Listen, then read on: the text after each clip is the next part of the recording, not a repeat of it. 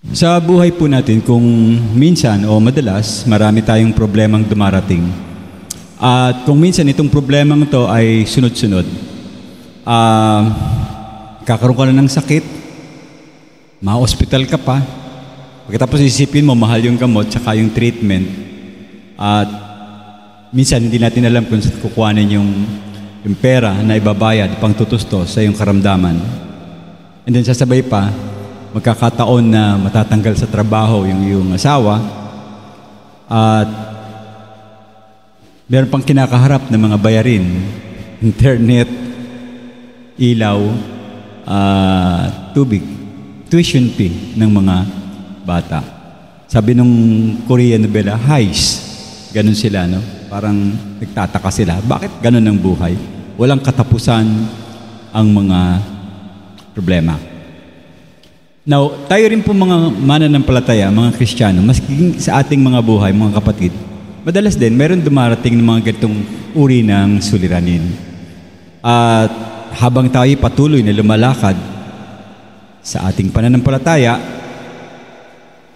may mga pagkakataon na ang ating tapang at pagkakaisa at yung ating pananampalataya madalas ay sinusubok sa sitwasyon. Mga kapatid, maliwanag po sa banal na kasulatan na ang buhay ng isang Kristiyano ay hindi po isang palaruan o laro. Ang katotohanan, ang buhay natin ay isang digmaan sapagkat hindi tayo iniligtas ng Diyos upang tayo mamuhay ng komportable, masaya, at buhay na nakasentro lang sa sarili. Hindi po yun ang kalooban ng Panginoong Diyos. Meron tayong misyon na ibinigay sa atin ng Panginoon at ang tanong, ano yung misyon na yon? Ito yung pagdala natin ng mensahe ng kanyang kaligtasan maging sa teritoryo ng ating mga kaaway. Kaya nga ang tawag sa atin, Kristiyanong kawal o sundalo. May pinaglagyan ang Diyos sa atin para makita natin yung kasiguruhan na kapag tayo magdadala ng mensahe sa ating kaaway, ay magiging tagumpay yung ating paglakad. At katulad din po ng tinatawag nating digmaan sa buhay, yung misyon, nangangailangan nito ng paghahanda sa labanan at pakikibaka. So ang tanong, kung tayo hindi nakahanda, mangyayari, madali tayo masisilo ng ating kaaway. Kaya tayo dahil hindi tayo prepared kung paano natin tutuparin ang mga bagay na ito. Now, ano ba yung dapat na maging layunin natin? Bakit kailangan nating sumunod at tuparin yung misyon na iniatang sa atin ng Panginoong Diyos? Ano ba yung kanyang layunin? Unang-una, ito po ay utos ng Panginoon. Nakita natin dun sa aklat ng Mateo, Kabanata 28, talatang 11 at talatang 20, tinatawag nating Great Commission. Ang bawat mananampalataya, tayo po, ay tinawag hindi lamang para magtamo ng kaligtasan, maliwanag dapat ang bagay na yan sa atin, kundi upang maging bahagi tayo ng plano ng Diyos na maghahatid ng mensahe sa ibang mga tao. At kailangan nating magtulungan para mahubog ang ating komunidad na maging mga mananampalataya na lumalago sa pananampalataya. Kaya't mahalaga yung tinatawag nating pagtupad ng misyon na iniatang sa atin ng Panginoong Diyos bilang isang simbahan o lokal na samahan. Sapagkat ang misyon ang siyang magbibigay sa atin ng tunay na diwa ng kalagayan at kagalakan. Dahil tayo ay naging bahagi ng mas malaking layunin at plano ng Diyos dito sa mundo, sa ating daigdig na tinitirhan. So magandang umaga po muli sa inyong lahat mga kapatid. Ating pag-uusapan ngayon yung tungkol sa misyong Kristiyano at kung paano ito matutupad. Ang ating mga talata ay matatagpuan natin sa aklat ng Pilipos, Kabanata 1, talatang 27 hanggang 30. First chapter ng Philippians, chapter 1, verse 27 to verse 30. Basahin po natin. Verse 27. Kaya nga, mga kapatid, pagsikapan ninyong mamuhay ng nararapat ayon sa magandang balita ni Kristo. Sa gayon, makabalik man ako sa inyong piling o hindi, makakatiyak pa rin akong kayo'y naninindigan sa isang diwa at sama-samang pinaglalaban ang pananampalataya sa magandang balita. Huwag kayong matakot sa inyong mga kaaway. Magpakatatag kayo sapagkat ito mismo ang palatandaan na sila'y mapapahamak at kayo'y ililigtas ng Diyos. Dahil ipinagkaloob niya sa inyo, hindi lamang manalig sa Kanya, kundi ang magtiis din naman alang-alang kay Kristo. Ngayong kasama ko na kayo at sa pakipaglabang nakita niyong ginawa ko noon at nabalitaan yung ginagawa ko pa rin hanggang sa ngayon. Tayo po ay manalangin. Dakilang Diyos, patnubayan niyo kami sa pag-aaral ngayong umaga at amin pong mapansin o magkaroon ng tamang diwa sa kahulugan ng pagiging matatag sa misyon na iyong iniatang sa amin. Gayon din, Panginoon, humihingi kami ng tulong sa Santong Banal Espiritu upang aming maunawaan at maging tama ang aming gampanin, maging papel dito sa bahagi ng aming buhay habang kami ay naririto pa sa daigdig. Maraming salamat po. Patnubayan niyo po ang bawat isa sa pag-aaral namin ngayong umaga. Sa pangalan ng iyong anak na si Jesus, ito ang ating panalangin. Amen. Now, sa tagal ng ating pag-uusap sa aklat ng Pilipos o maging sa ibang aklat na dala-dala at sinulat nilimbag ni Apostol Pablo, kitang-kita po natin na ang kanyang pangunahing pinupuntirya ay ang ebanghelyo ng Panginoong Diyos sa buhay niya. At marahil, kung ating sisipating maigi, siguro araw-araw wala siyang iniisip kundi ang kapakanan ng ibang mga mananampalataya. Wala siyang nasa isip kundi ang pagpapalaganap ng salita ng Diyos. Abutin ang mga naliligaw ng landas. Nakasulat po ito sa unang Korinto, Kabanata 9, talatang 23. Patotoo sa kanyang ginagawa, sinabi ni Apostol Pablo, ginagawa niya ang lahat ng mga bagay alang-alang sa Ebanghelyo upang maging kabahagi ako sa mga biyaya nito. Maliwanag yung kanyang teksto na talagang wala siyang patid, hindi siya humihinto sa pagsasaalang-alang ng pagpapalaganap ng salita ng Diyos bilang bahagi ng utos ng Panginoon. Mapapansin din po natin doon sa unang kabanata ng aklat. Kaya ko nakita itong bagay na ito dahil mismong si Apostol Pablo, 6 na beses niyang ginamit yung salitang Ebanghelyo. Sa talatang 5, talatang 7, talatang 12, talatang 16 at 2 beses sa talatang 27. Isa pang bagay, inulit niya rin at binanggit yung salitang Ebanghelyo pero this time sa ibang pakahulugan o sa ibang format ng pagpapaliwanag. Halimbawa po doon sa chapter 1 verse 15, ang sabi niya, pangangaral kay Kristo. Now, prior verse, yung nauna, verse 14, ang ginamit niya ay upang magsalita ng salita ng Diyos. And then sa 17, ipahayag si Kristo. Sa verse 18, si Kristo ay ipinahayag. And then verse 20, si Kristo ay dapat na itaas. And then verse 21, ang mabuhay ay si Kristo. Iisang tema, kung inyo napansin, ako nakita ko kasi, at iisang kanyang diwa, pagpapahayag kung ano ang meron sa ating Panginoong Jesus. Walang iba. Kaligtasan at yung kanyang concern talaga na ang matao ay kanyang maabot at maparating itong mensahe ng mabuting balita ng Ebanghelyo. Kitang-kita po natin yung pagbibigay halaga ni Apostol Pablo. At ang nangyari, dahil nagbibigay siya ng halaga, pinapaboran niya yung pagbabalita ng Ebanghelyo, ito'y nakumbinsi niya na maging ganito rin ang ugali ng mga taga-Pilipos. At dalangin ko, sana habang pinag-aaralan din natin ito, sana ay maging ganito rin ang ating layunin, katulad ng buhay ni Apostol Pablo. Kung papansin nyo, marami pang bakanting upuan dito at kailangan nating pagtulong-tulungan na madagdagan ang mga magsisipagdalo dito sa ating gawain. O dumami rin, katulad ng naging abilidad o naging proof or preba na dumami ang mananampalataya noon dahil sa pagtutulungan ng mga mananampalataya na sila'y abutin. Now, sa kasalukuyan, inatasan ni Apostol Pablo yung mga taga-Pilipos.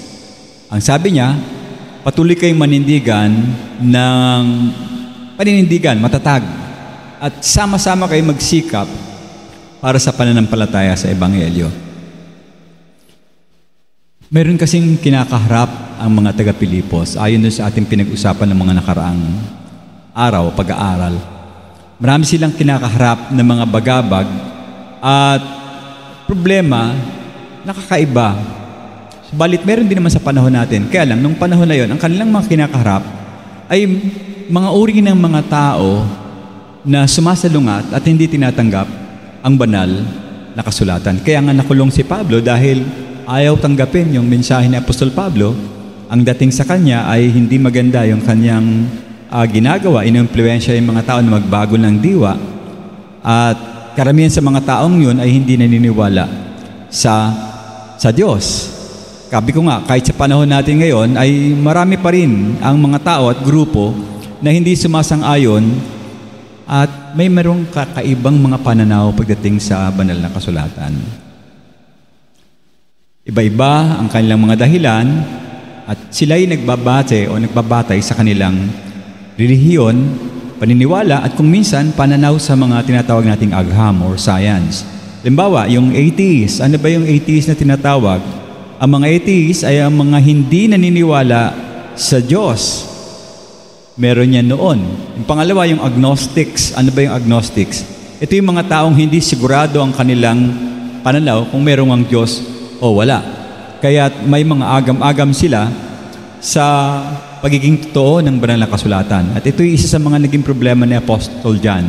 Puro agnostics yung kanyang kaharap noon. Tinawag niyang Antikristo dahil hindi sila naniniwala na ang Panginoong Yesus ay nagkatawang tao. Tinanggihan nila yan. Ito ang Antikristo, hindi naniniwala na ang Panginoong Yesus ay Diyos.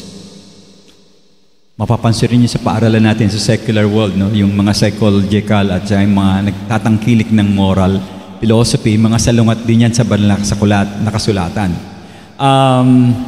Tumatalakay kasi sila sa tinatawag na morality and then ethics, pero hindi sila naniniwala sa banal na kasulatan. Ang kanilang pamantayan ay yung kanilang style ng kanilang pamumuhay, which is another conflict sa paniniwala natin sa banal na kasulatan.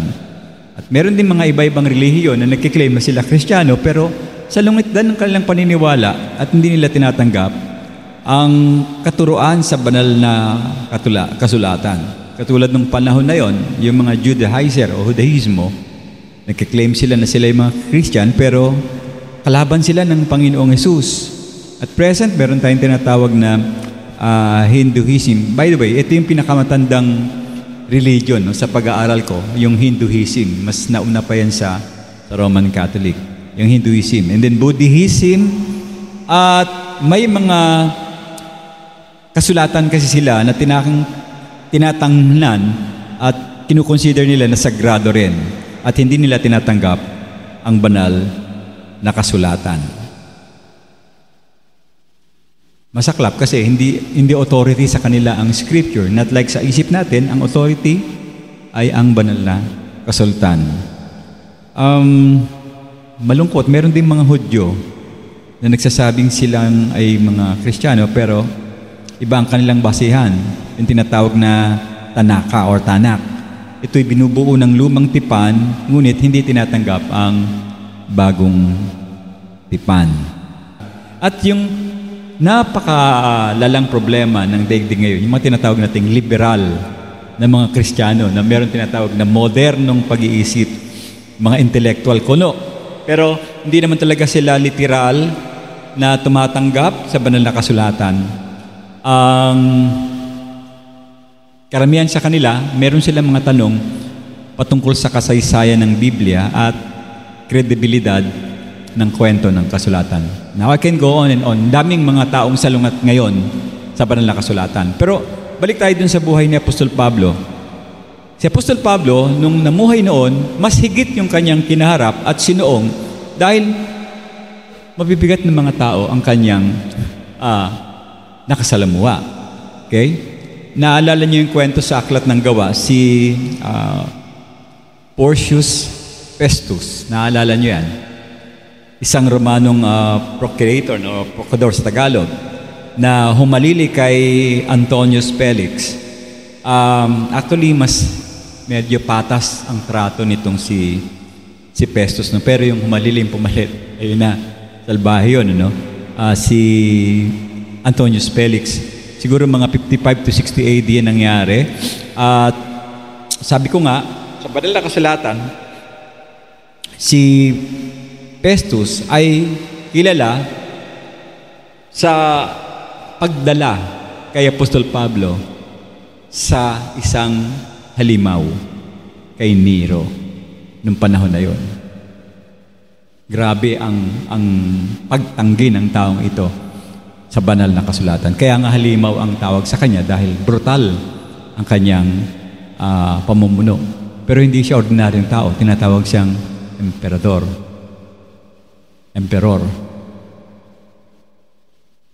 Nagahari yung mga panahon na yon.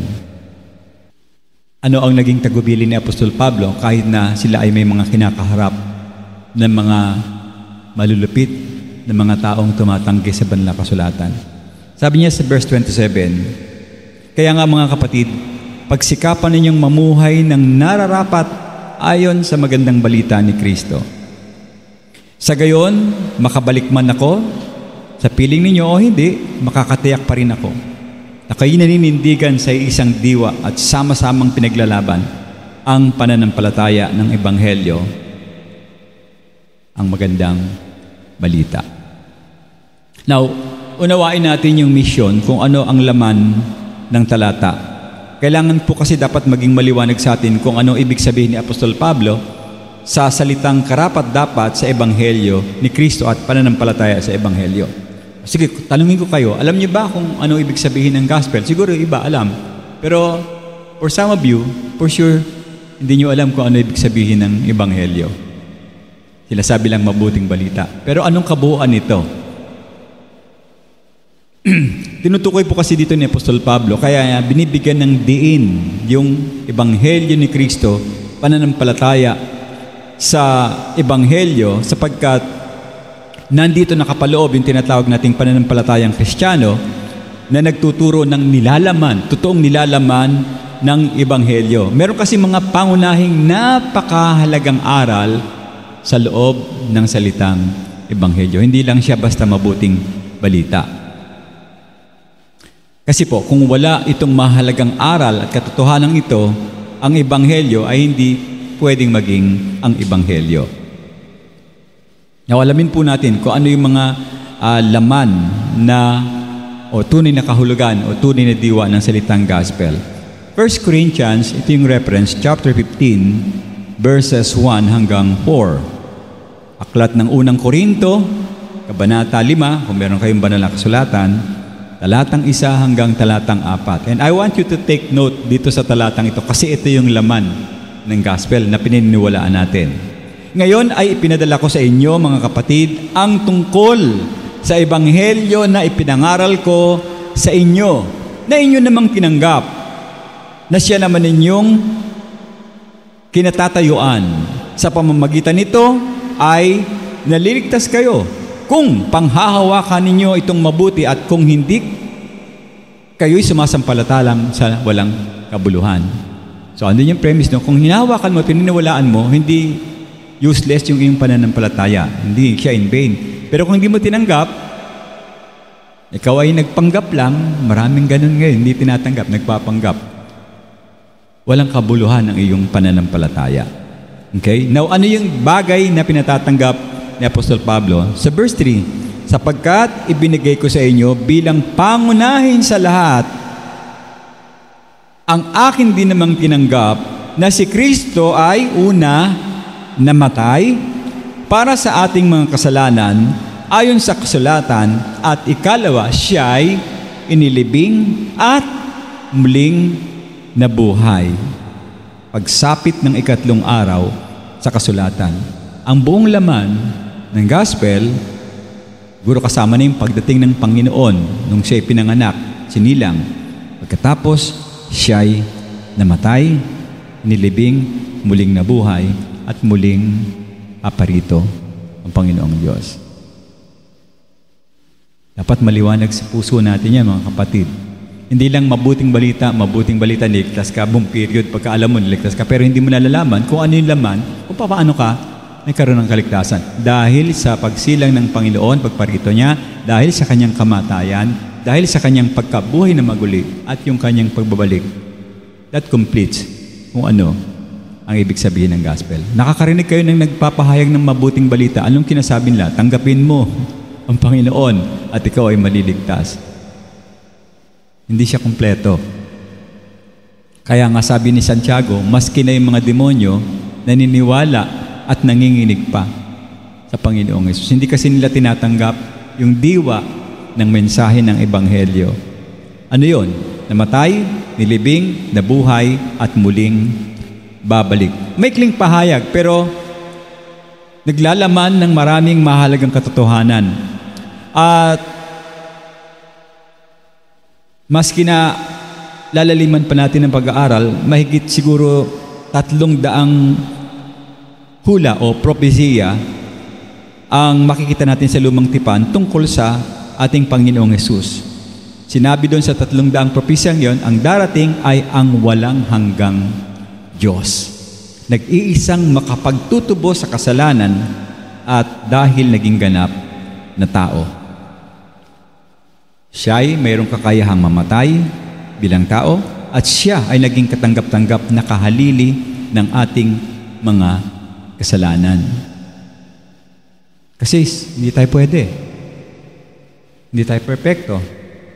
Ang dami nating kasalanan. So, ang pwedeng magbayad ng buhay natin ay isang tao na walang kasalanan. Hindi mo pwedeng bayarin kasalanan ng anak mo, nanay, tatay mo, kaibigan mo, dahil ikaw rin mismo ay hindi qualified dahil ikaw rin ay isang makasalanan. Kaya nga niliwanag yung banal na kasulatan, all have sinned and fall short from God's glory. Hindi tayo pwede.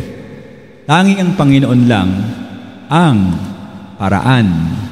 Sinabi niya, akong daan, akong katotohanan, walang makakapunta sa Ama kung di kayo dadaan sa akin. Sa madaling salita po, ang sinumang tumanggi sa mahalagang katangiang ito na ginawa ng Panginoon, tinatanggihan ang Ebanghelyo. Ganun lang siya kasimple. Kaya nga sabi ko kanina doon sa mga salungat, akala mo meron silang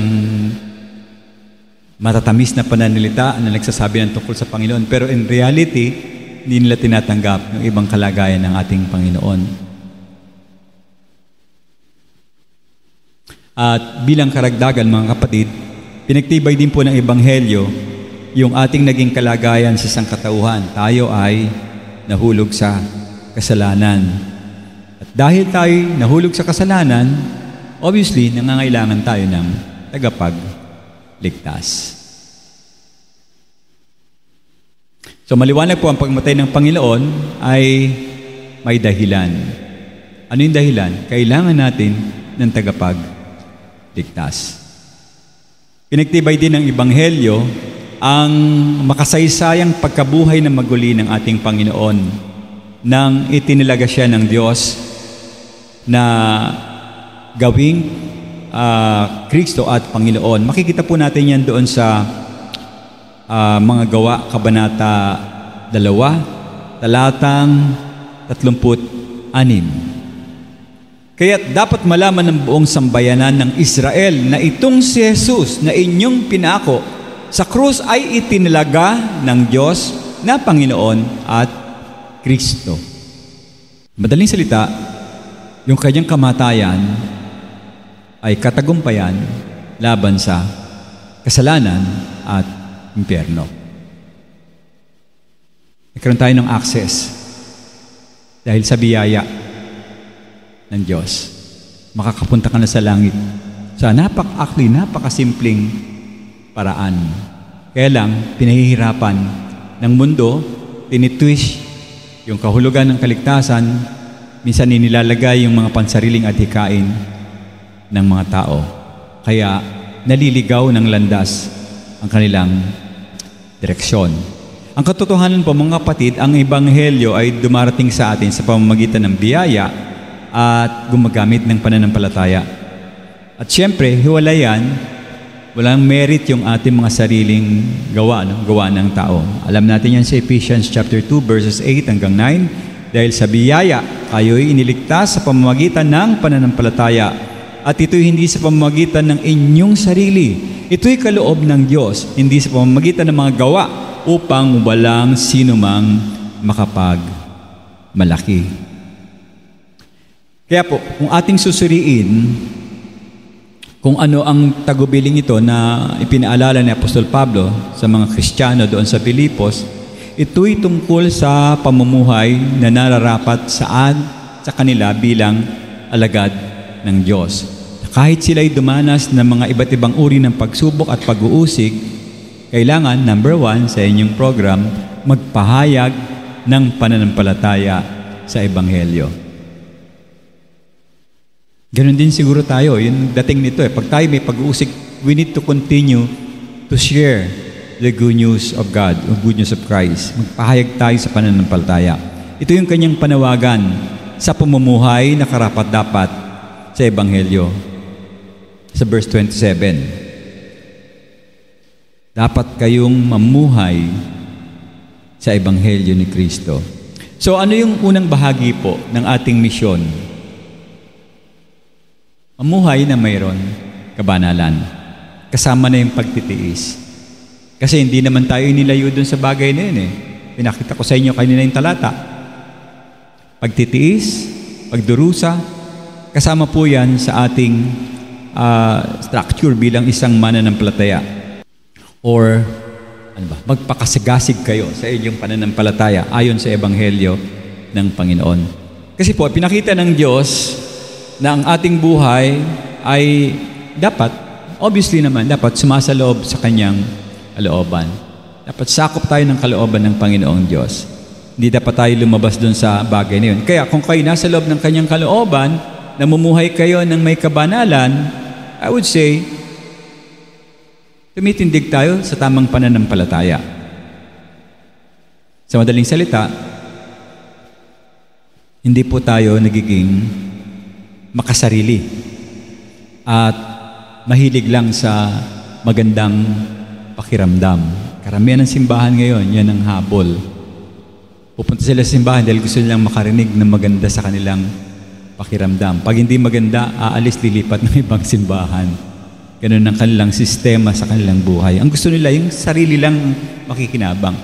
Labas po yan, hindi yan ang kalooban ng Panginoong Diyos. Ang kalooban ng Panginoong Diyos, lumago tayo kasama doon sa pagtitiis, sa dusa. Mamaya, papakita ko sa inyo bakit nagbigay ng emphasis ang Panginoon na kailangan natin magdusa at magtiis. Now, sa halip na dalhin ang Ebanghelyo sa mga tao, nag-iiba ang direksyon ng mundo ngayon pagdating sa Ebanghelyo, yung sarili nila ang bigyan ng halaga. Now, tayo pong mga Kristiyano, sabi sa talata, tinawag tayo na manindigan sa ating pananampalataya at kung ipapahayag natin to dapat matapang tayo, very bold tayo sa pag-share ng gospel. Now, of course, hindi natin pwedeng alisin, meron talagang mga taong nangangailangan naman din ng tulong. At tulad ng ang pamilya ay nasira, mga nasugatan, mga nabigo, pwede natin talaga silang tulungan. At of course, ibig sabihin, alalayan muna. Hindi mo naman kaagad pwedeng sabihan kaagad ng gayo. Katulad ng isang kakilala ko dati, nagtatrabaho sa bangko. Kristiyano siya. Nagkaroon ng lindol. Ang tendency, nagtago sila sa ilalim ng mesa para maging safe yung kanilang kalagayan. Bukang bibig niya dun sa katabi niya, ikaw ba pag namatay sa langit ka pupunta? Yung kasagsagan ng limilin dun. Huwag ganon, sabi ko gano'n. May inis sa'yo yun. Ibig sabihin, ang yabang mo naman, ba't alam mo bang ligtas ka? Parang sinabihan ka agad. Meron po kasing ganong strategiya yung may mga abang tao. Of course, nandun siguro yung concern, gusto niya sabi. Pero, pag may mga ganong isenaryo sa buhay, alalayan muna natin yung tao. Hindi naman nila kailangan kaagad yung spiritual, physical yung problema niya Ganon din naman ng Panginoon, di ba? Bigay muna siya ng tulong physical sa mga taong nangangailangan ng problemang physical. At nung natulungan na, saka siya nagbigay ng basbas sa spiritual. Kailangan konting pagpapagaling tulungan sila. Subalit mas kailangan din habang sila ay tinutulungan na mapanatili natin yung ating patutuo sa kanila bilang kawalang Panginoon para mahikayat din natin sila ng tama sa ating Diyos. Okay? I'm not saying na hindi kayo mag-share doon ng gospel, tutulungan nyo lang. Hindi po. Bahagi yon ng estratehiya ng ating pananalig. Pag tinignan niyo yung buhay ni Apostol Pablo, si Apostol Pablo nagtrabaho, kumita ng pera, pero saan niya dinadala yung kanyang ganansya o kita? Sa ministry pa rin. Yun ang kanyang focus. Upang sila ay maitalaga natin sa labanan para makapag-abot din sila ng mga taong naliligaw ng landas sa Ebanghelyo. Now, marami pong mga tao, sa totoo lang, mga galit sa mundo, galit sa daigdig. Subalit nung nakakilala sila sa Diyos, nagbago ang kanilang puso dahil naabot sila ng Ebanghelyo. Siguro, pwede natin gawing halimbawa yung sarili natin. Dati hindi tayo na mahilig sa Panginoon, baka minsan kinokontra pa natin, o katulad ng nakikita ko ngayon sa Facebook, ang dami nito, no? Ang daming ginagawang katatawanan ang Diyos, ginagawa sa mga joke nila, ang Panginoon, and something happens sa mga buhay nila. Andun yung isang announcer na on the spot na himatay, hindi ko alam kung bakit, kasi pinunit niya yata yung Bible sa harap ng audience. Marami silang mga ginagawa ngayon para makakuha ng atensyon, para makakuha ng views, di ba? Sa YouTube, gawa ng kung ano-ano mga content hanggang sa ginagamit ang Diyos, which is kailangan maabot itong mga taong ito. Subalit pag yan ay nagbago at nakakilala sa Diyos, babaguhin ng Diyos yung kanyang puso, makikita natin na sila'y naabot ng Ebanghelyo. So yun yung una, magpahayag ng pananampalataya sa Ebanghelyo. Ikalawa, magpahayag ng pananampalataya na may tiwala. Ang ginamit ko yata ang word dyan sa program niyo is kumpiyansa, no? Masyadong lumang Tagalog. Tiwala. Ibig sabihin, pagkakaroon ng tiwala at lakas ng loob sa iba't ibang aspeto ng buhay. Sabi po kasi sa verse 28 and verse 30, huwag kayong matakot. So meron silang kinakaharap na problema sa inyong mga kaaway. Instead, magpakatatag kayo sapagkat ito mismo ang palatandaan na kayo ay na sila ay mapapahamak at kayo ay ililigtas ng Diyos. Dahil ipinagkaloob niya sa inyo ang hindi lamang manalig sa Kanya, kundi ang magtiis din naman alang-alang kay Kristo. Ngayon, kasama ko na kayo sa pakipaglabang nakita ngayong ginawa ko noon at nababalitaan yung ginagawa ko pa rin hanggang ngayon. Now, mga kapatid, yung pong salitang confidence, don't get me wrong with this, ito ay isang pagtitiwala kasi sa Diyos ang focus pagtitiwala sa mga pangako ng Panginoon sa Kanyang kabutihan. Kaya ito ay isang produkto ng pagkakaroon ng tapang na magtiwala sa Diyos. Minsan, tinatanong ko sa sarili ko, what is the difference between confidence and courage? Parang may similarity sila, no? Pero yung courage, ina-apply natin sa tao. Yung confidence, ina-apply natin sa Diyos. Bakit sila naging matatag at matapang? Dahil sa kanilang pagtitiwala sa pangako ng Diyos. Lumakas yung loob nila, courage, na magbahagi ng Ebanghelyo sa mga kaaway. Mga kaaway. Mga taong hindi naniniwala sa Diyos. Okay? Tandaan natin na hindi dapat tayo ang lumikha ng kalaban dahil ang Kristiyano, sa totoo lang, ay hindi marunong manakit. Pero makaalam na Kristiyanong nananakit. Dapat hindi tayo marunong manakit. Dahil pag-ibig ang pangunahing ibinigay sa ating halimbawa ng Panginoong Diyos. Ngayon, kung gusto mo magkaroon ng kaaway, madali lang gumawa. Sundan mo lang yung mga bawal na paraan ng mundo, lalo na pagdating sa pera. Dahil ikaw ay sakim, mandadaya ka, tiyak, magkakaroon ka ng kaaway. Subalit hindi yan ang ating misyon, mga kapatid. Bagkos, puntahan ang kaaway at bahaginan sila ng Ebanghelyo.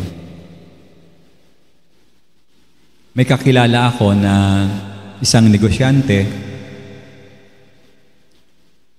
Naiinis siya lagi sa kapitbahay niya dahil kada uwi niya, pagod na siya, nagbibidyoke.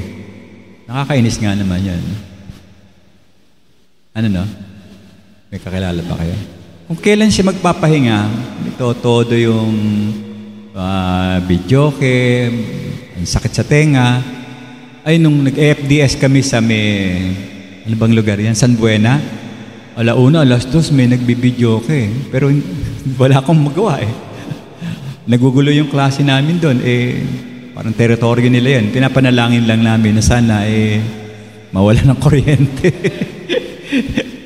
Sabay ganun. Magugulo ka talaga sa pagturo pag gano'n Ganun din sa nabotas, mga Bible study, pagka-piesta. Nako, sunod-sunod mga bahay.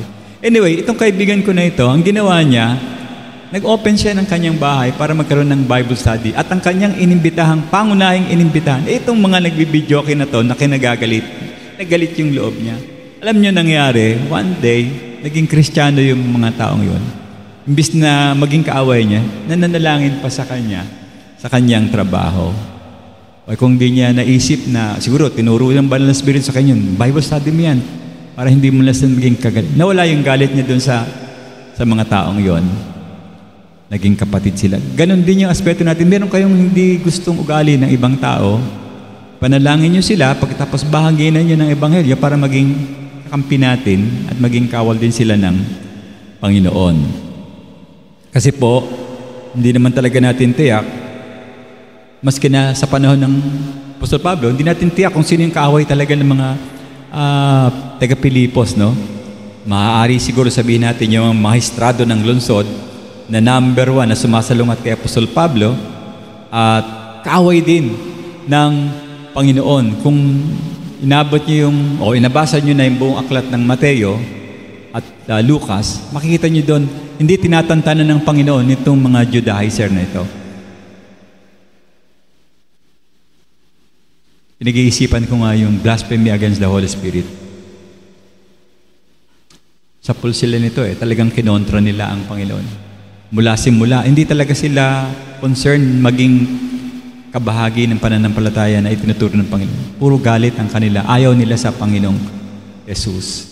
Talagang kinontra nila hanggang sa gumawa pa sila ng paraan para mapatay ang Panginoon. Now, madalas din po, tayo rin mga kapatid, maaaring nagtataka tayo kung bakit mayroong mga kaaway, pero subalit, ang katotohanan, kailangan natin manindigan para sa katwiran. Hindi para makipag-away, kung hindi mahila sila, madala sila sa Panginoong Diyos. Ang salita pong huwag kayong matakot, ito'y ginamit nung panahon na yun, nung ito'y sinulat. Ang gamit nito ay para sa isang kabayo na nagulat dahil sa takot nung panahon. Subalit, ano pa man ang implication nito para kay Apostol Pablo, huwag kayong matakot, o pwedeng sabihin mabahala. Bakit niya ginamit yung katagang huwag kayong matakot? May implication na nakita natin. Sabi doon sa talata, magpakatatag kayo sapagkat ito mismo ang palatandaan na sila'y mapapahamak at kayo'y ligtas. Napakagandang pangako ng Panginoong Diyos sa mga sumasalungat sa banal na kasulatan. Kahit na pala magkaroon kayo ng problema, pagtitiis, pagdurusa, hindi kayo matatalo.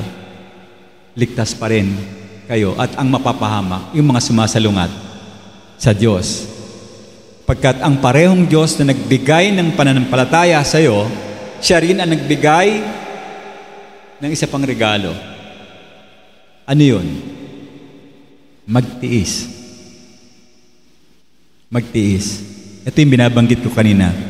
Dahil ipinagkaloob niya sa inyo, hindi lamang manalig sa Kanya, kundi magtiis din naman alang-alang kay Kristo. Mga kapatid, 2 beses po binanggit yung tinatawag na pagtitiis ng ating Panginoon. Ay, tama, ng Apostol Pablo at pagdurusa alang-alang sa Panginoon. So, anong ibig sabihin nito? Kung ang Panginoon, ang anak ng Diyos ay nagdusa, si Apostol Pablo ay nagdusa, ang dakilang apostol ng mga hentil. Kung gayon, it's an obvious thing na tayo rin po, mga kapatid, ay magdudusa rin. Pero ang kagandahan nito, nasa mabuting mga kamay tayo, kay Apostol Pablo at sa Panginoong Jesus. Dahil tayo nagdudusa alang-alang saan? Sa Ebanghelyo. Sapagkat balang araw, alam po natin na ililigtas tayo ng Diyos at hahatulan ang mga umuusig sa Kanyang simbahan. Kaya ang urgent needs dito is sa mission, kailangan natin magpatuloy, mga kapatid, sa pagtitiwala sa ating Diyos. At siguro dagdagan natin, magpahinga tayo sa Kanya. Matthew chapter 11 verse 28, lumapit kayo sa akin, kayong lahat ng napapagal at napapagod, at may mabibigat na pasanin sapagkat bibigyan ko kayo ng kapahingahan. Don't get misinterpret itong text na ito, no? Yung iba kasi masyadong magpapahinga ako, wala na akong gagawin. Ang ibig lang sabihin nito, gumagalaw ka pero nakasandal ka sa Panginoong Jesus. Siya yung, di ba yung merong isang, alam ko hindi ito sa Bible, no? Yung footprints in the sand, na naglalakad yung isa napapagod. Mamaya, yung footprints na lang, yung pala, buhat-buhat na siya ng Panginoong Jesus. Parang ganun yung idea that kapag tayo nabibigatan na sa problema, lalapit tayo sa Panginoong Jesus at parang nakasandal na tayo sa Kanya, hindi na tayo mahihirapan dahil yung sa loob, malaking bagay ito sa mga kapatid na nahihirapan. Sa loobin mo, gumagaan dahil siya nga ang nagtatangay nito. Ang parehong Diyos na nagbigay sa atin ng pananampalataya, siya rin yung magbibigay sa inyo ng isa pang regalo. Sabi ko nga, yung tinatawag nating pagtitiis. Magpatuloy tayo sa pagtitiwala sa Panginoon at magpahinga sa Kanya. Mga kapatid, nakaranas na ba kayo, tanungin ko lang sandali, no? Na kayo'y inusig ng maling pag-aakusa? Nakaranas na ba kayo ng ganyan? Siguro nung nangyari sa buhay nyo yan, alam ko na yung sagot. Pinanghinaan kayo ng loob. Lalo kung kakilala mo pa, kaibigan mo pa yung manguusig sa'yo, hindi mo akalain, ikaw pang magsasalita niya ng ganyan sa akin. Paano ba ang pagharap natin sa mga ganyan? Yung panghihina ng loob.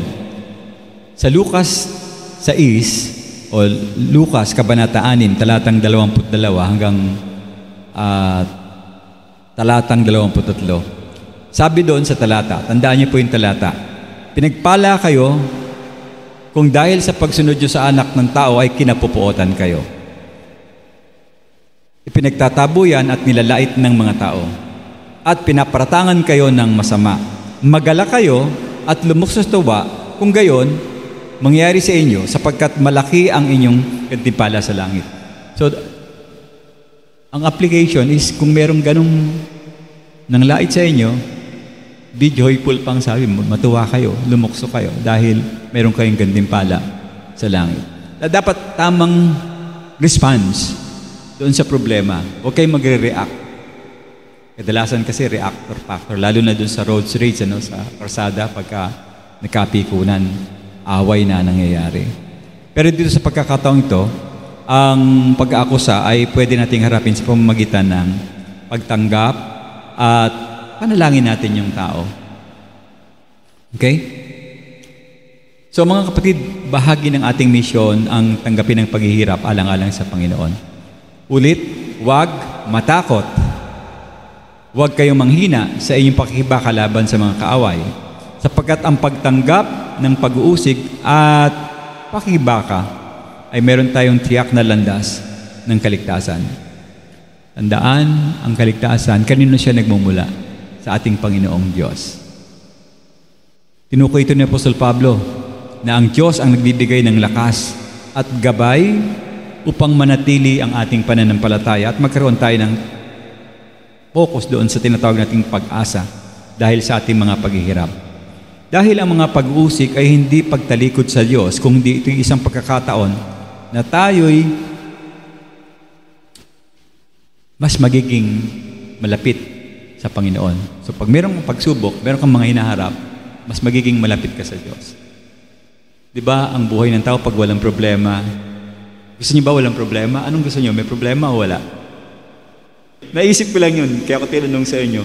Kasi punong-puno talaga tayo ng problema. Yun ang kalooban ng Diyos sa atin. Kasi yun pala ang magpapatunay na kapag tumatama yung ating pag-apply ng salita ng Diyos, nagiging mas malapit tayo sa Kanya. Hindi tayo nalalayo sa Kanya. So, noong nagtiwala ka sa Panginoon, alalahanin nito, nung nagtiwala ka sa Panginoon, mga kapatid, obviously, naging bahagi ka ng pamilya ng Diyos. At eventually, ang iyong naging misyon ay ang pagpapahayag ng pananampalataya ng Ebanghelyo. Di ba? Mainit tayo masyado nun. Talagang kahit sino sinasabihan natin ng salita ng Diyos. At ito ay dapat nating tuparin sa pamamagitan ng patuloy na paghahayo bilang isang mamamayan ng langit o kawal ng Diyos.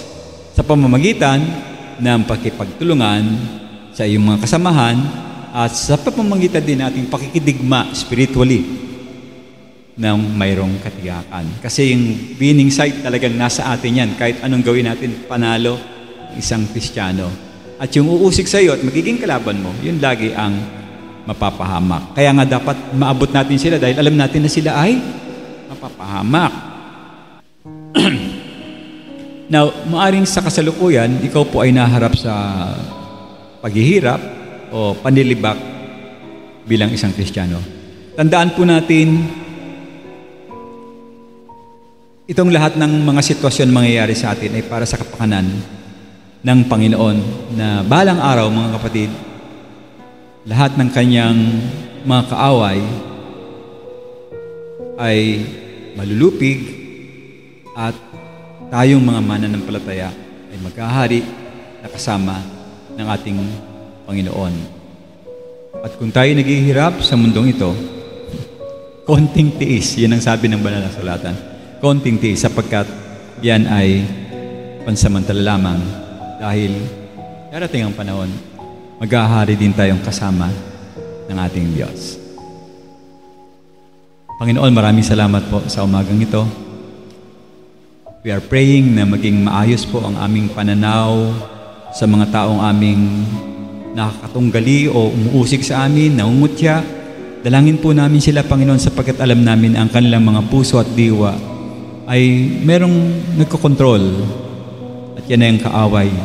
Kaya sa pagbabahagi namin ng salita, Panginoon, ng mabuting balita, pangunahan niyo po lagi ang aming puso at isip na maabot namin ang mga taong ito na sila'y tumanggap din ng tamang paraan ng pagtanggap. Maluwag sa puso nila, makilala ka nila, makamit nila ang kaligtasan na iyong pinagkakaloob at ang buhay na walang hanggan. Samahan po kami palagi, Panginoon, kung kami man ay mayroong mga panghihina ng loob, mga bagay na kami natatakot. Alam namin, Panginoon, ang salita mo, ang kapangyarihan, ikaw ang naghahari, at sooner or later makakasama rin kami, Panginoon. Sana po ay naging pagpalakas ng loob ng bawat isa sa amin ng umagang ito sa pag-aaral namin ng iyong dakilang salita. Maraming salamat po sa pangalan ng iyong anak na si Jesus, itong aming panalangin. Amen.